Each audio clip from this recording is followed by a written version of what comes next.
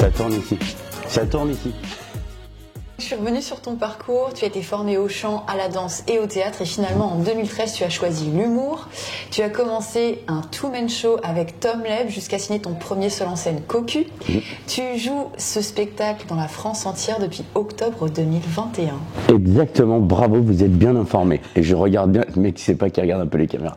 Oui, c'est exactement ça, bravo.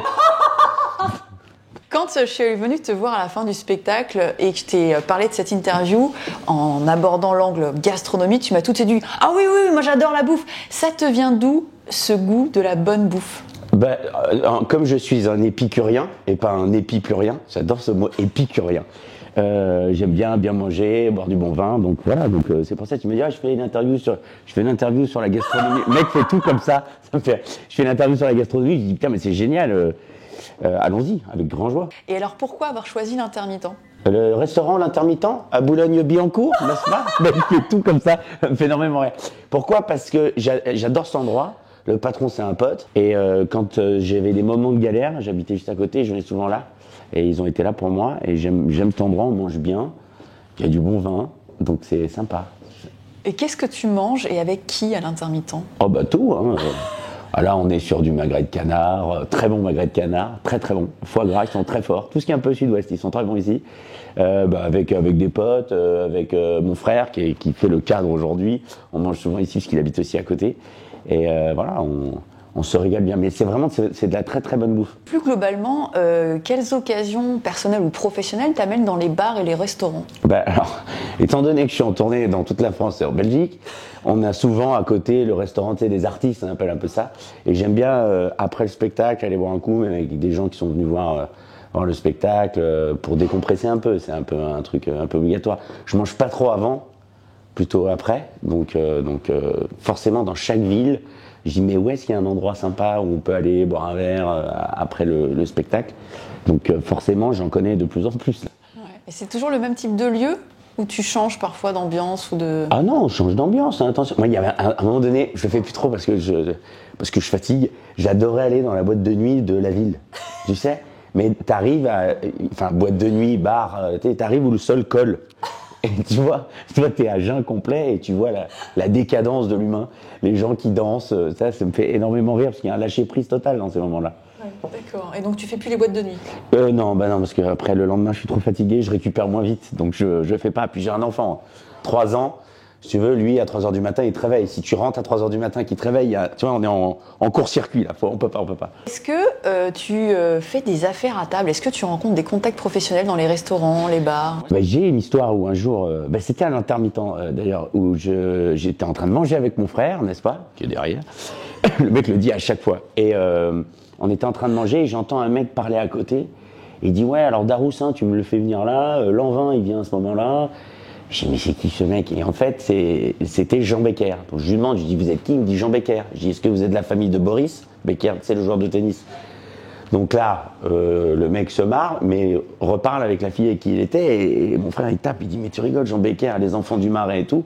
Je dis putain c'est un réalisateur de ouf. Donc je lui dis mais vous êtes réalisateur, moi je suis acteur, quand je joue dans votre film ? Et il s'est marré et il m'a dit allez, banco, et il m'a filé un petit rôle. Avec Gérard Lanvin, et je faisais un infirmier. J'avais une scène avec Gérard, c'était incroyable. Et à part ce moment-là, de manière globale, comment on décroche des contrats dans le monde de l'humour et de la comédie ? En travaillant beaucoup, en étant rigoureux, en étant plutôt sportif. Et il y a une part de chance, mais je crois plutôt au travail qu'à la chance. Et après, il y a les castings, quand c'est des séries ou quand c'est d'autres choses comme ça. Quelle est l'importance du réseau dans ton univers pour justement trouver des contrats, Ça fait partie intégrante de ce métier. C'est ça qui est un peu compliqué, parce qu'on doit se vendre sur ce qu'on est. Donc quand on vous dit non, on dit pas non à de l'expérience ou un CV, on dit non à toi, à ce que t'es toi. Donc parfois c'est difficile à comprendre. Ils prennent quelqu'un d'autre, pourquoi lui plus que moi, alors qu'on a les mêmes capacités. Tu vois, parfois tu passes un casting, je veux dire, il y a 5 phrases, pourquoi moi et un autre. Donc là c'est un truc où il faut être vraiment aligné avec soi. Et après le réseau, il a une importance. Parce que c'est important de connaître des gens, mais comme partout, comme dans les restos, si tu ne connais pas le patron, tu vas le voir comme ça, c'est difficile. Donc se construire un réseau, c'est hyper important, mais ça fait pas rire les gens. Qu'il n'y a pas de réseau pour le public. C'est le public qui décide. Pour ça que j'aime la scène. C'est parce que là, il n'y a pas de réseau. On peut pas imposer quelqu'un. On peut pas dire, lui, il est drôle, il faut y aller. On peut dire, on peut suggérer aux gens, allez voir ce mec, il est bien. Mais s'il n'est pas drôle, il n'est pas drôle. Donc c'est pour ça que ce métier, il est intéressant. En tout cas, le métier de la scène. On peut pas tricher. Par rapport à Cocu, à partir de quand vraiment t'as senti que ça décollait, que ça se développait comme tu voulais? Ça a pris combien de temps? Au bout d'1 an de spectacle où j'ai joué, les salles c'était waouh, vide. C'était hyper dur parce que tu vas jouer. Moi j'habite Montpellier, j'allais jouer à Auray, à l'autre bout de la France, je fais 1000 km, j'arrive, ils sont 12 dans la salle. Donc là tu prends vraiment une tôle et je me disais les 12 faut qu'ils sortent en riant. Et s'ils sont 12, les prochaines seront peut-être 24, puis après, parce que le bouche à oreille sera bon. Donc c'était le premier travail de ce spectacle. Après, il y a les réseaux sociaux, qui a une importance considérable. Donc j'ai la chance d'avoir fait des vidéos qui ont plu, parce que j'ai dû sûrement trouver un angle qui plaisait aux gens. Ça, j'ai pas fait exprès. Mais moi, ça me faisait marrer. Donc après, tu irradies une énergie où les gens, ils disent, putain, c'est drôle, c'est instantané, il n'y a pas de montage, c'est un peu comme ça. Donc ça amène encore une autre clientèle. Après, il y a la série Demain nous appartient sur TF1, parce que quand t'es vu quand même par 3 millions de personnes tous les soirs, forcément, ça amène encore une autre visibilité. Et après, il faut que le spectacle soit solide. J'ai essayé de proposer le meilleur spectacle possible.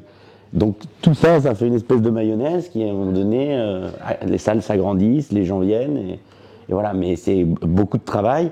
Mais la base des bases, il faut que le spectacle soit solide. On peut faire 10 millions de vues, 50 millions de vues sur les réseaux sociaux. Si ton spectacle ne fait pas rire, ils ne reviendront pas. Ton meilleur moment par rapport justement à une interview ou à un moment de scène, ce serait quoi dans toute cette aventure? Mais il y a un moment qui m'a marqué, c'est quand j'étais sur scène et je demande dans la salle qui a déjà été infidèle. Il y a une dame qui lève la main et qui dit moi. Je dis racontez-nous. Elle dit je suis avec mon amant et mon mari garde les enfants. Ça, quand tu fais un spectacle qui s'appelle Cocu et la fille elle te balance ça, je trouve ça génial. C'est énorme.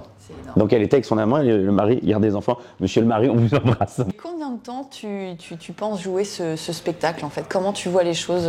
Jusqu'à temps qu'il m'amuse, jusqu'à temps qu'il progresse, parce qu'à un moment donné s'il stagne, je pense que il faudra changer. Mais là aujourd'hui, les salles s'agrandissent, il a encore une maturité à prendre, déjà technique avec les lumières. On est en train de faire une création de lumière avec le son. Voilà, j'ai envie vraiment de l'emmener artistiquement le plus loin possible.